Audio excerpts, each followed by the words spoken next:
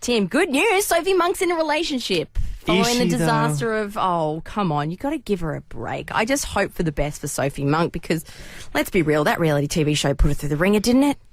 It did well. It did wonders for her career, that's for sure. What's she doing? Oh, she's like the face of Vaseline now. Yeah, Not even joking. No, she hosted, what is it, Bachelor Island That's or true. something? Yeah, no, it's done wonders for whatever it was. But yeah, she is in a relationship now. She met somebody on a plane, and he lives in America. They have met physically one time. I've got a whole bunch of questions to help break it down with us. We've got Dr. Nikki Goldstein, love, sex and relationship expert on the line. Nikki, what's going on with Sophie Monk? What do we think of this? Well, I really want to know the details of what happened when they met. Was it just sitting next to the person on the plane, having a bit of a flirt? Was it we got off the plane and more happened? I think that probably holds a key as to what kind of relationship we're talking about. But I really doubt that we could call this a relationship, and more it's an extended form of courtship because in this day and age with online apps and dating, and we've all been there. We've all had someone on the other side of the phone where we feel like we're in a relationship with them. But after one chance meeting, whether it was sexual or whether it was just a friendly chat on the plane, how can you possibly know that that relationship would work in real life? So it's a bit more like Pride and Prejudice, but without the letters, without the horse-drawn carriages, but more online, and they're just courting each other. Yeah, you're just texting, you're calling, you're FaceTiming, and I think we get protected by distance. So, I know personally I've been there between interstates before, and you start to paint this picture of this person in your head that is false because you'll put on characteristics that you actually desire and you want in them. And they're not going through the stresses of everyday life. You're not having to see them potentially flirt with another girl and get insecure and jealous or say something that's not right. So you're having these conversations.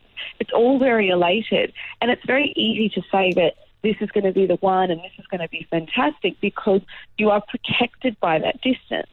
But what happens when you do get together and you do start to live everyday life, is that relationship or is that courtship going to be able to eventuate into something that's strong and real? Well, this is the thing, Dr. Nikki, is that Sophie Monk says she loves where this relationship, and she uses that term, is at because she doesn't feel like someone's waiting for her at home and, relying on her busy schedule. It works out because she can call him whenever, he'll be up, if she's home late, it's early their time in the US, and she likes it. So is it that different if it's just not physical?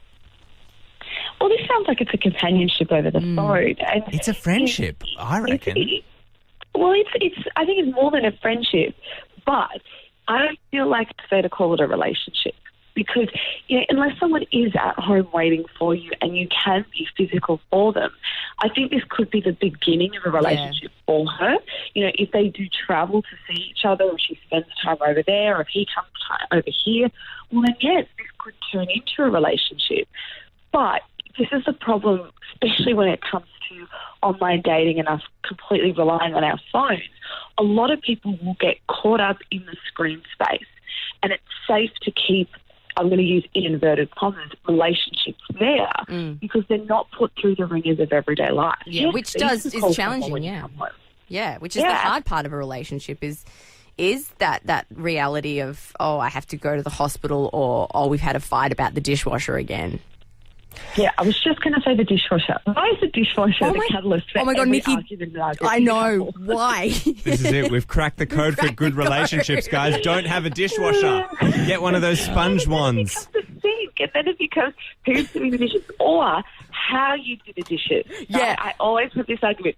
Do you hand wash particular things or are you like me where you throw everything in the dishwasher and you destroy things? My husband has a system. Go, why'd you do that? He has like a stacking system and I always stuff it up. And he tries to give me tutorials on it. Like, come have a look here. Have a look at this. Now, this one would definitely not go here normally. I'm like, this is so boring.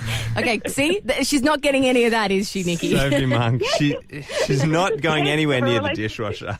It's a big test. Thanks so much, Dr. Nikki Goldstein. If you want to check out more of Nikki Goldstein, search Sex and Life in whatever platform you get your podcasts from. She's on Podcast One. Nikki Goldstein, thanks a lot. Hit 91.9.